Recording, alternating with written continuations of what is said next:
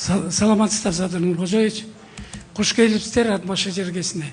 Менин фамилиям Абдыгазиев Исабек. Мен сизге Бишкектен келдим.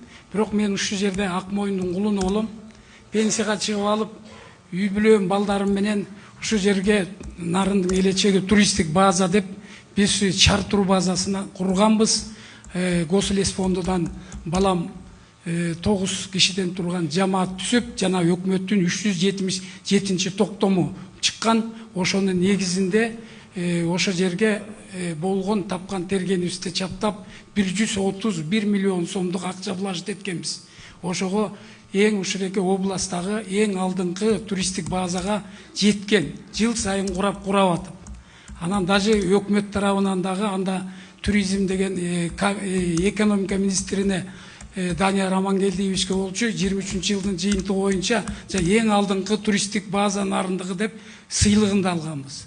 Бирок тилекке каршы өзүңүздөр билесиздер, тиеши биз алга арендага алган жердин госрегистрден китептери бар, бүт салымчу жерники, ижарага алган жердики. Биз архитектуранын бардык салынган проектилери менен болчу. Анан бизге 24-жылы мындан 2 жыл мурун УКМК тарабынан сразу айтылып бизге колубузга кагаз бербестен текшерүү кылып чаптап, мени 1,5 айга камап, өз калыңыр менен өткөрүп бер деп вынуждать эткен. Биз ошол учурунда сиздерге дагы президенттин аппаратына дагы кат жазганбыз. Бирок эч кандай реакция болбой, ошол боюнча мага камалып жатканда мен ушаяктын Нарында да иштедим эле. Ошондо мен инфаркт болуп, ошо 1,5 ай кызматка келбей дарыланып калып, аргасында мен кеткем да. Рахмат. Барбы сизде маалымат? Садыр Нуркожоевич, маалымат бар бизде. Аксакал Исабек Абдыгазиев губернатор болуп турганда, губернатор орун басары болуп турганда 2005-жылы жер тилкесин өзүнүн баласына мыйзамсыз алган. Ошол жер тилкесине мыйзамсыз. Бул киши губернатордун орун басары болуп турганда 2005-жылы. 2007-жылы. 2007-жылы. Мыйзамсыз жер тилкесин алат. Канча жер тилкесин алган? 25 соту, бирок жалпы 160 гектарды алган. Ижарага. Лесхоздун жери 160 гектар жер. Анан бул 131 миллион сом влажит эттим дейт. Барбы вложениясы? Вложениясы курулуш мыйзамсыз курган, бирок жер кыртышын бузуп 1 миллион 175 миң сомду мамлекетке төктүрткөнбүз. Анан тергөө баягы алган жердин кыртышын бузду деп. Анан өзүнүн жерин эмес, кошуна жерге бөлөк контурга курган. Ал жер аянтта 25 сотага куруш керек болчу, 20-контурга. Бирок 20-контурга курбай, 19-контур түз жерде жайгашкан. 20-контур кыйгаш жерге жайгашкан. Ошон үчүн туристтик машина токтогон жерге, ыңгайлуу жерге куруп мыйзамсыз. Ошол эс алуу жайды өзүнө ыйгарып алган да. Ассаламу алейкум, жалпы кыргыз элим. Сиздерден жардам сурап кайрылып жатамын. 3 баланын жалгыз бой энесимин.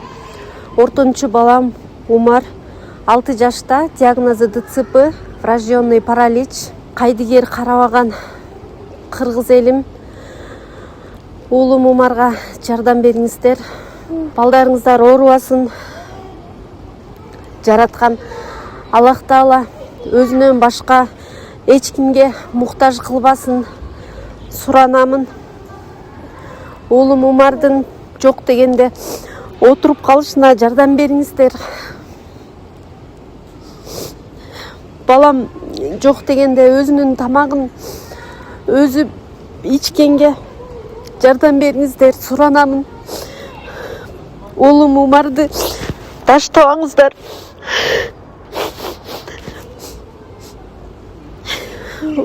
Учурда балам лечение алып жатат. Баламдын алган лечениясы токтоп калбаш үчүн жардам кылып бериңиздер, суранамын. Түз пайдаланчу жерди мындай айдоо пайдаланчу жерди куруп салган экен да, бийигирээк жакка курбай, тоо жакка курбай. Ошону түшүндүмбү? Ооба, так ошондой. Туура айтып атабы? Анан өзгөчө кырлар министрлигине өткөрүлүп берилген туристик комплекс 25 декабрь 2025-жылы Атбаш район соту тарабынан өкүм чыккан. 7 жылга эркиндигин ажыратып алган бул киши, бирок мунапыс мыйзам негизинде кылмыш жазасынан бошотулган. Күнөөлдөп табылган, мыйзамсыз берилгени аныкталган. Бунун салган акчасы кайтарылып берилди беле 131 миллион. Эгер болсо салынса. Же салынган эмеспи мынча? Салынган, бирок ал жагынан эсептөө палатасы тарабынан текшерилген эмес.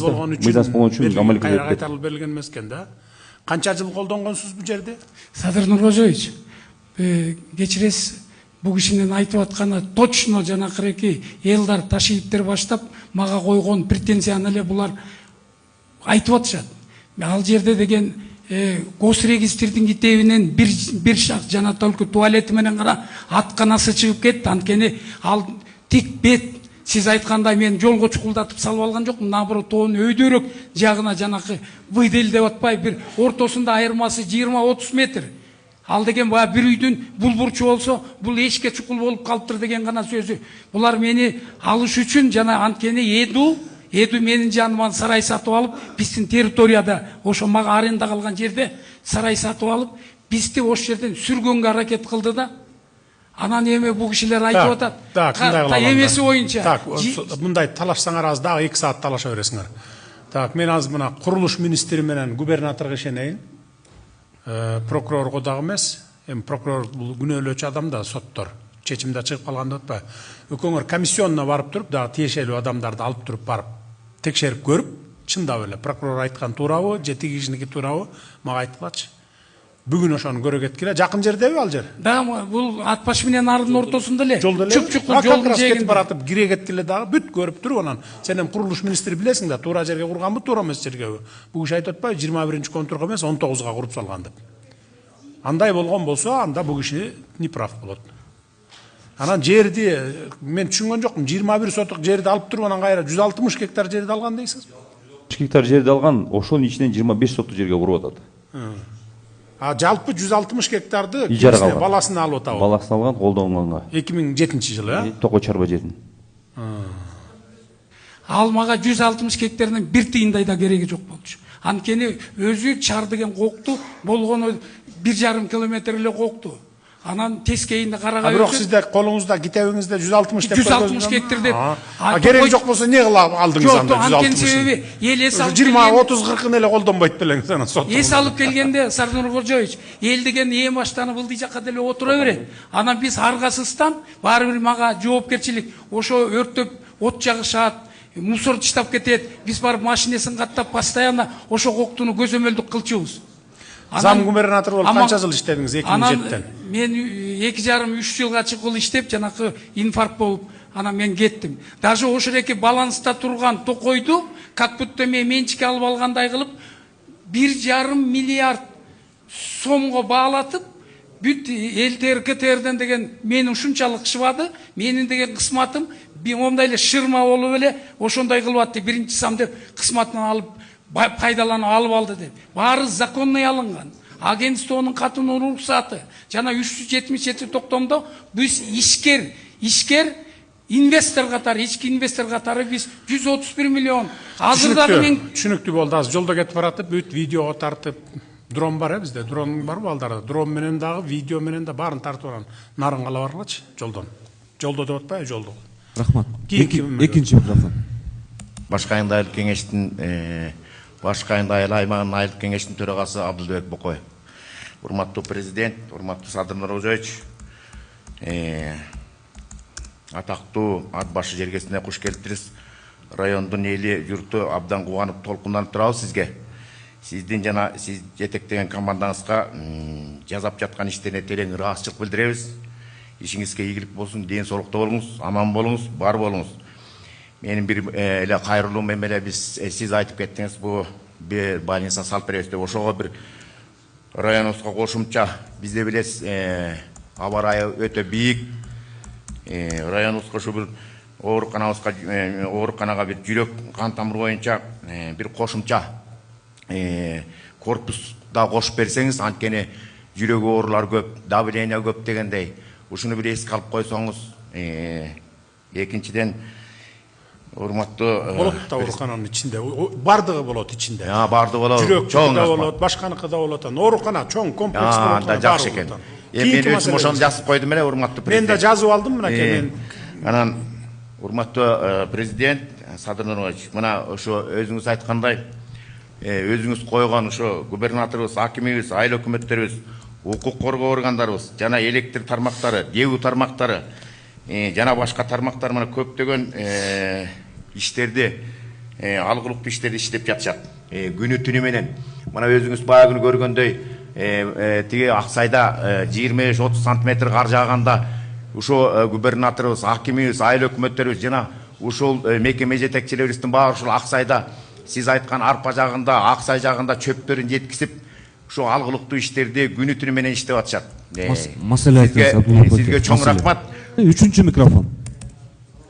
Урматтуу Садыр Нургазович, Бердигулов Уланбек, Өзгөрүш айылы. Менин айтайын деген 3 маселе бир сураныс менен чыгып атам да. Садыр Нургазович, мына өзүңүз билесиз, ирригация тармагы боюнча жакшы иштер болуп атат. Мына өткөндө биздин Өзгөрүш айылында 2 канал бар, 30 жылдан бери тазаланбай турган да. Ошону мына Жаңгерген аким менен бул жерден эми туура түшүнгүрө пахта койгондук эмес, жогорку жактагылар айтканда.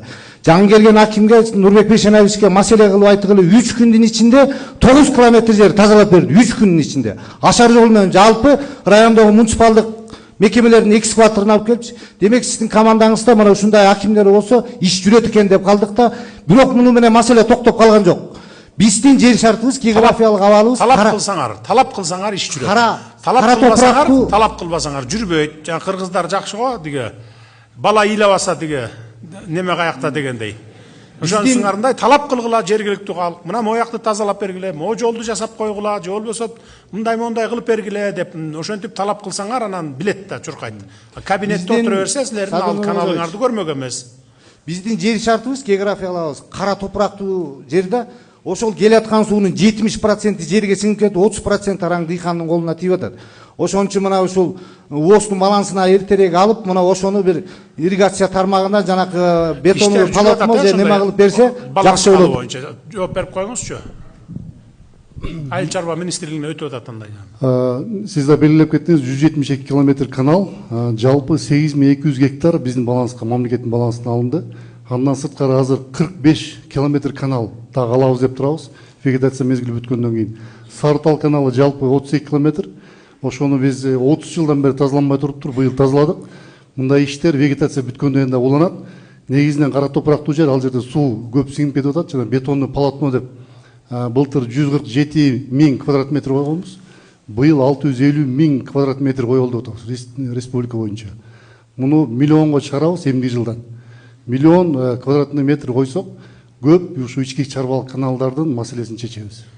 Ушуну ылдамдатып бербесеңиздер, чын эле бир 30%, 25% болуп атат да. Биз акыркы 3 жылдан бери, мен жооп берип коеюнчу, акыркы 3 жылдан бери 1-2 жыл айтып атпайм, жана долбоорлорун жасоо, анан кичине бюджетибиз көбөйгөнчө ушундай бир 2 жыл 21-22 туруп калдык. 23-төн бери карай тынымсыз мына каналдарды жасап, ошо жаз күз, быйыл да токтотпогула, максималдуу түрдө күчүңөрдү жумшагыла. Техникаларыңар жетиштүү, мына жетиштүү техникалардын бардыгын алып бердик.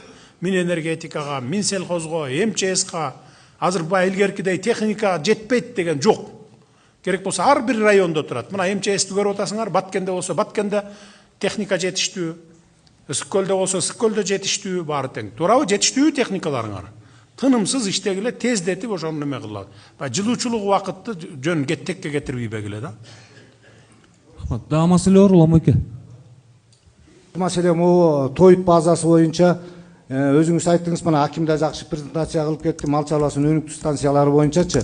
Мына ушул тоют базасында Ат баш районунда уюштурсак деген бир демилге болуп атат. Себеби үчүн биз чүйдөн же башка жактан эле силос сенаштарды тартып келишибиз керек. Бизде деле мүмкүнчүлүк бар, Садыр Нургожоевич. А бирок ошону каражат чечип бербедикпи мына? Кийинки жылдын январынан баштап бере баштайбыз. 800 канча миллион Ат башыга бергиле дедик. Рахмат. Регламент сактайлы, Улам эке.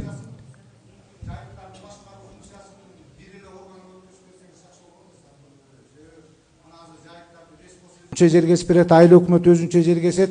Мына ортодо кичине кээде туура эмес түшүнбөчтүктөр пайда болуп, эл ичинде туура эмес неме болуп калат да, ошону бир органга өткөзүп, бир ошонун бир немелерин эстеп берсеңиз жакшы болот. Жергиликтүү бийлик карашыңар керек. Губернатор, аким, айыл өкмөт болуп, үчөөңөр чеччү маселеде, лесхоз төртөөңөр. Жарайт. Жергиликтүү бийлик. 4-чү микрофон. Ассаламу алейкум. Урматтуу Садыр Нургожоевич, ачык айында айылы атымчыңыз болот. Бизде маселе Союз тарагандан бери ушу айылыбызда маданият үйү жок. Тиги талапка жооп берерлик спорт комплекси жок. ошоюнча кайрылып аттык эле.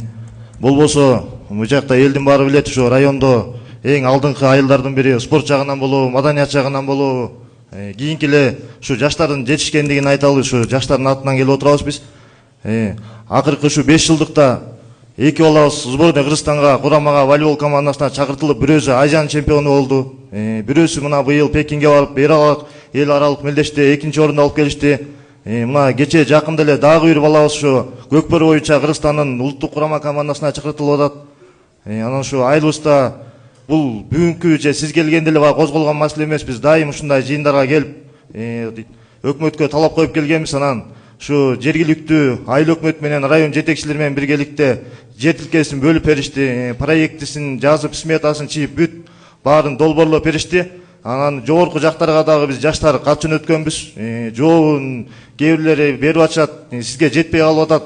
Анан ушу баары дайын. Ушу спорт комплексин куруп бере аласызбы? Ушу ачык айың дайын. Ал биринчи маселе да. Түшүнүктүү. Чыңгыз мырза, айылыңарга кичи футбол аянтчасы курулду же курулган жокпу? Бизге бул ушу союз тарагандан бери бир дагы спорт мамлекет жагынан курулган эмес. Жетеле экен да, значит, келген биз өзүбүздүн күчүбүз менен 20 жылдык агаларыбыз сеткасын тосуп, поколение болуп 10 миңден 10 миңден 20 миңден чыгарып, айылыбызга футбол аянтчасын курганбыз. Ал дагы тешилип, жыртылып бүтүп калды азыр.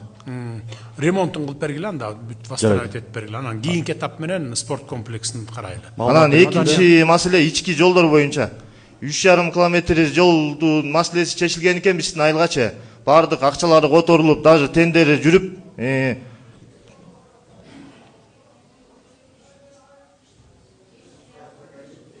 айта берле. Ачык айында.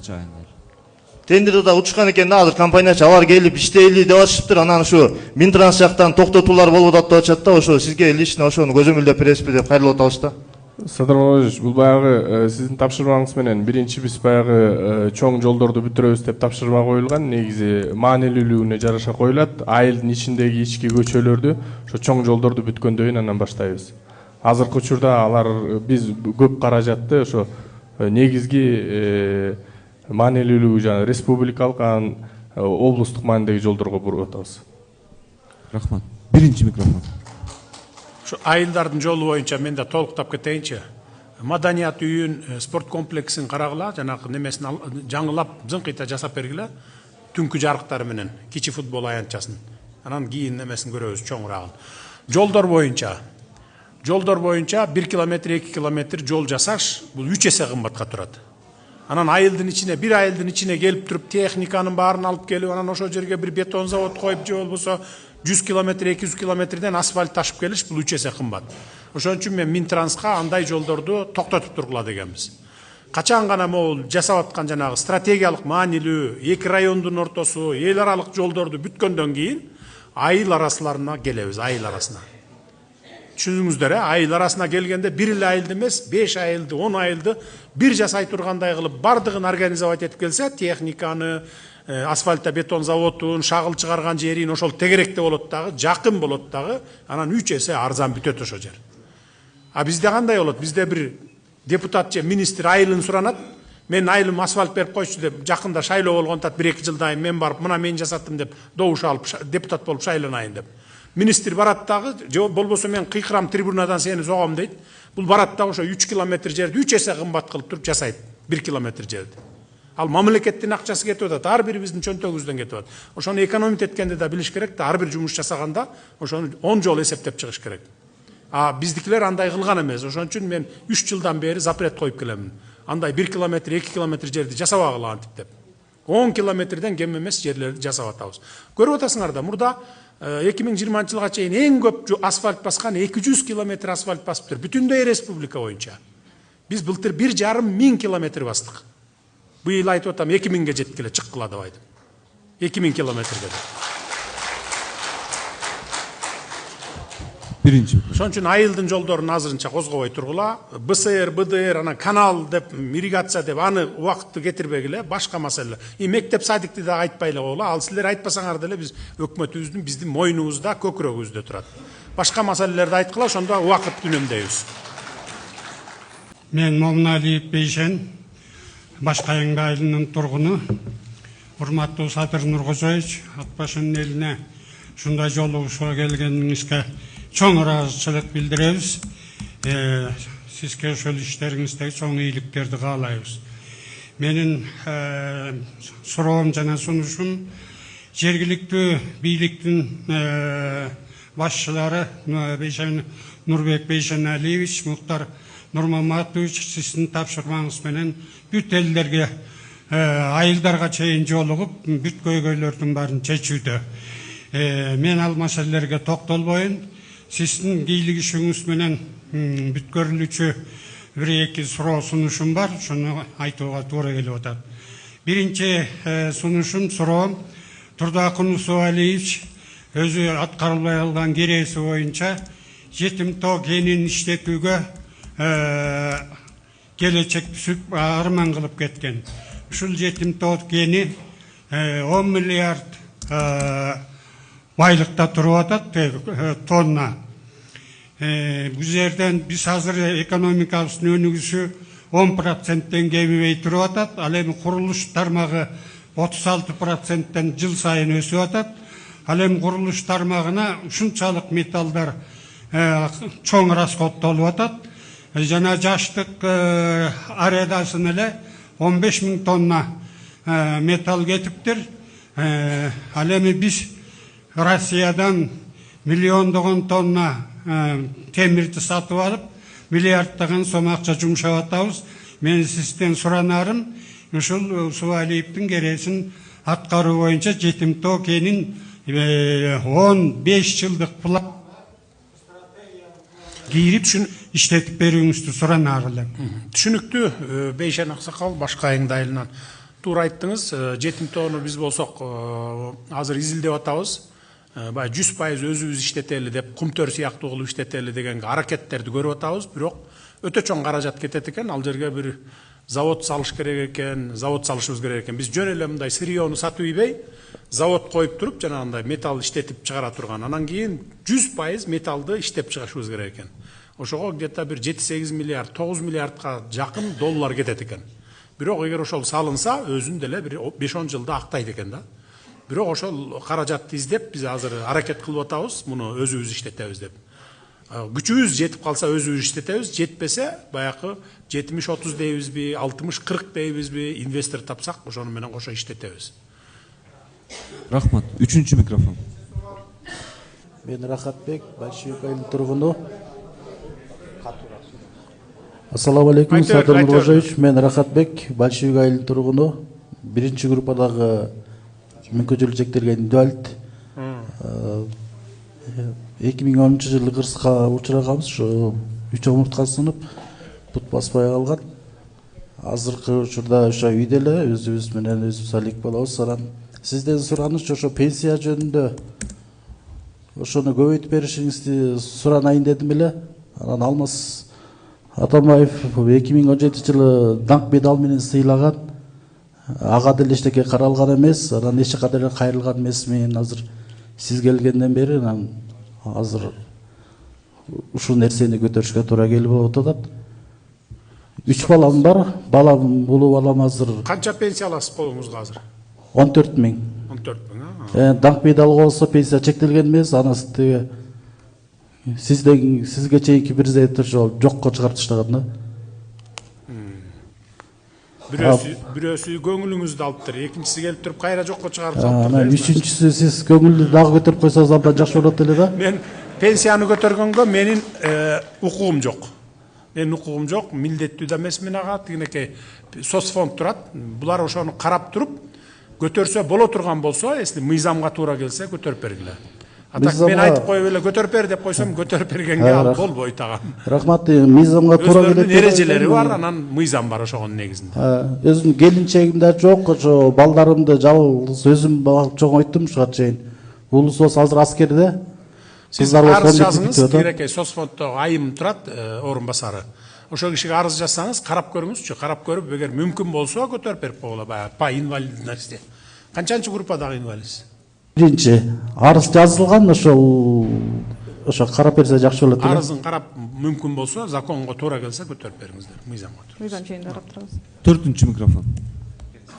Мен Бакирова Айнагүл. Бишкектен келдим. Бирок биздин зат башылыктарыбыз ушул жерде жашап, нарында иштеп 20 канча жыл анан кеткенбиз. Жолдошум бияктан иштеп барып отставкага чыккан программадан частан. А жерден 1,5 миллион алып барып Бишкектен там алганбыз чоң. Ошол жака көчүп барганбыз. Аяка барып, аякта жашап жүрүп, жолдошум бир фирмага иштей калып, 47 жашында каза болуп калды кырсыктан. Ошо боюнча эч ким карабай, эч ким милицияга жакарыштан эч ким карабай, жаап аягында профсоюздун эмесин чыгарып берсе актысын, анын баарын алып сотко берсек, сотто болтурбай жаап таштаган көрсө, ошол эки фирманын агасы ошо кезде Акаевдин советник экен. Андан кийин жолдошум каза болгондон проблема башталды. Кыйналып ошол тамды коюп биртке акча алгам. Ошол акчаны карызга деп алып через нотариус алгам. Алгандан кийин ал баштады 1 айдан келбели. Ал уур кылып көп камалып чыккан эме экен. Анда бияларын алып түн ичинде келип муунтат, бучактайт, чыгасың, 5 балаң менен өлүгүн алып чыгасың болбосо чык дегенде карайлап сот эчтеке бөлүктө качып кетти.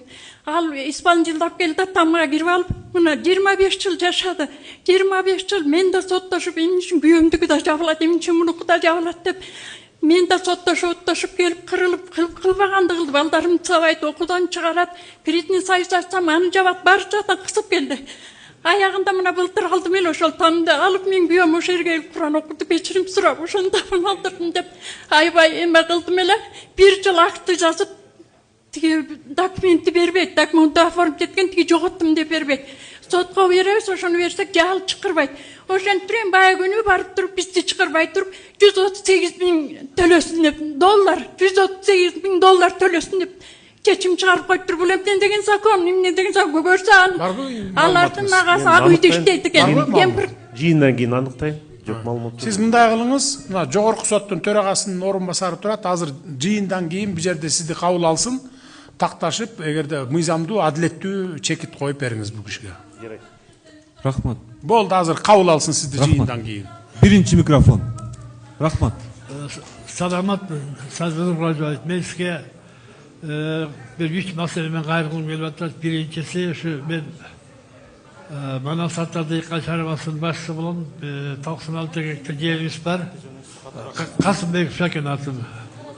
Кара Сайыл өкмөттөн. Ана ушу жерибизден болгону жылына бир 11 гектар жер айдалат да, калган жер айдалбай калды. Себеби айдалып эмесек сурогат берди, деге тил сурогат берди, деге чыкпай калат да.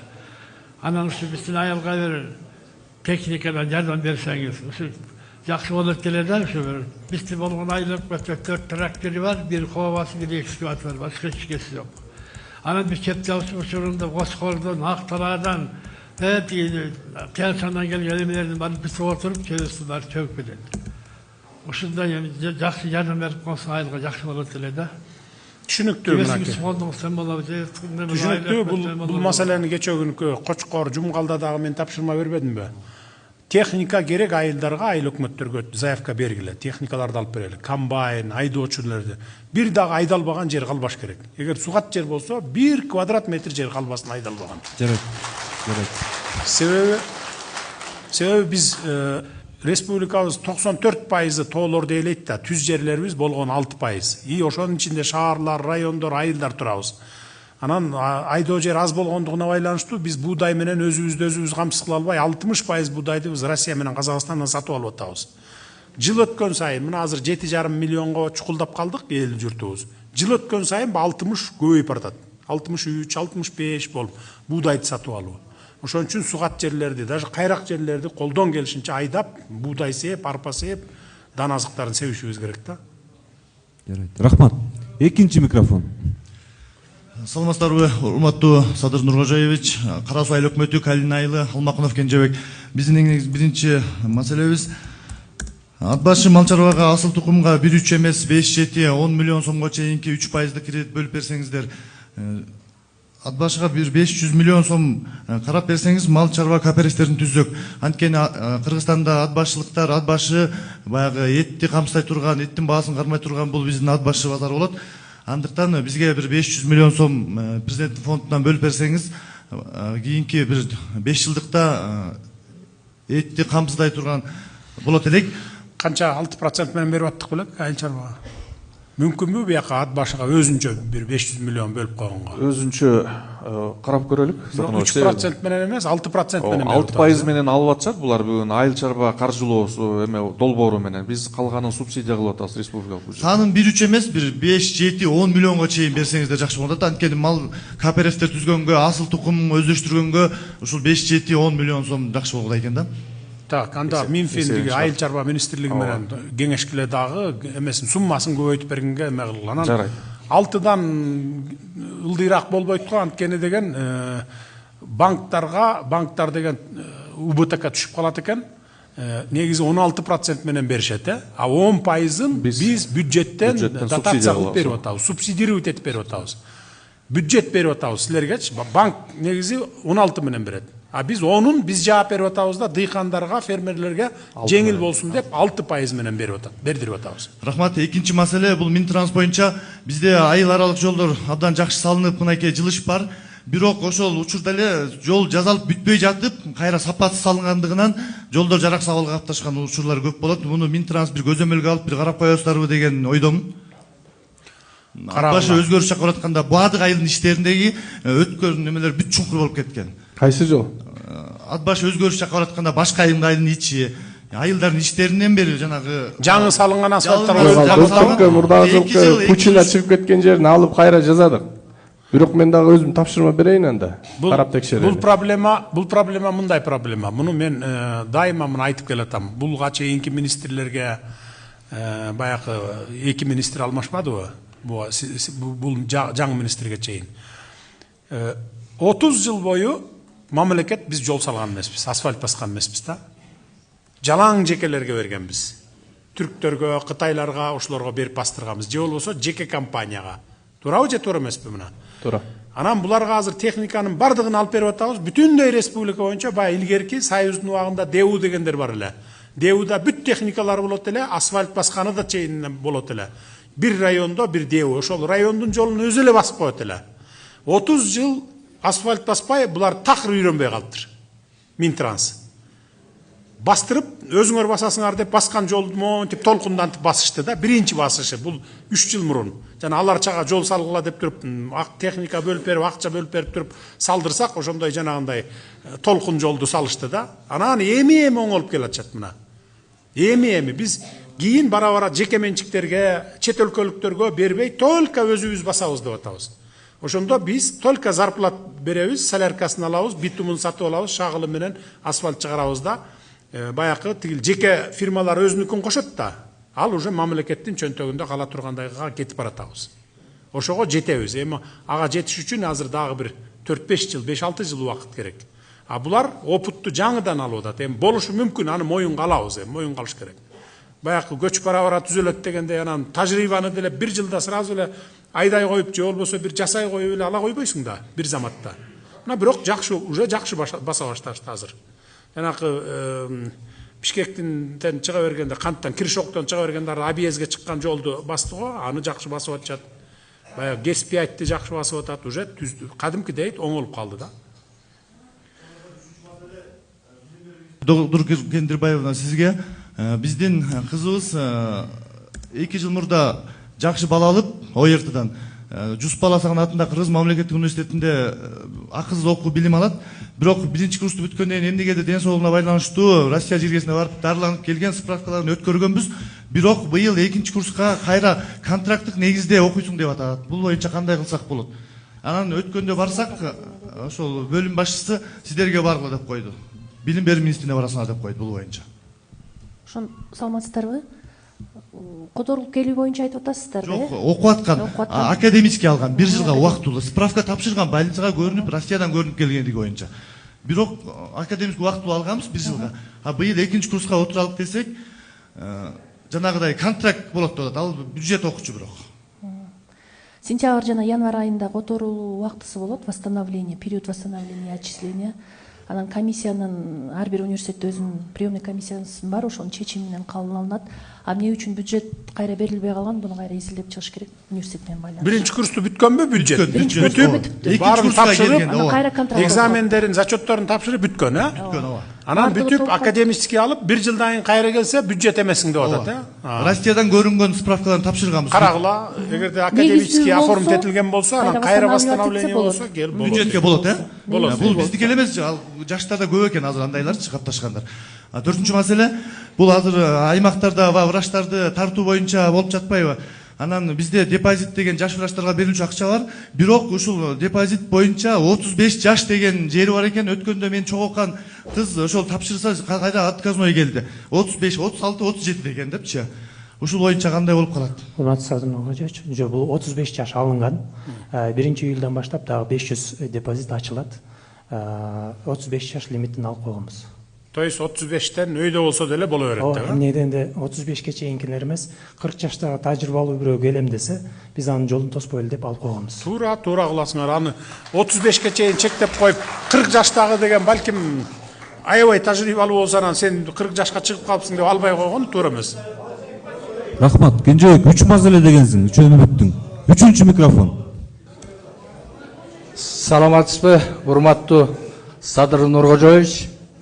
Мен Турганалиев Мырзабек, Казыбек айылынан келдим. Казыбек айылы ушул Ат Баш районундагы 3 чоң айыл болсо, ошонун бири Казыбек айылы. 90-жылдан бери биздин айылда клуб деген жок. Клуб жок. 6000ден ашык айыл жашоочулары бар ошол жерде. Анан ошол жерге бир маданият үйүн салдырып берүүгө сизден өтүнүп, айыл эле ушуну өтүнүп атат. Себеби 2011-жылы ошол жерде керек жарак коомунун бир универмагы бар экен, ошону клуб катары пайдаланып жүрөбүз. Ошол бизди канаттандырбай калды. Кышкысын суук, жылуулук системасы киргизилген эмес.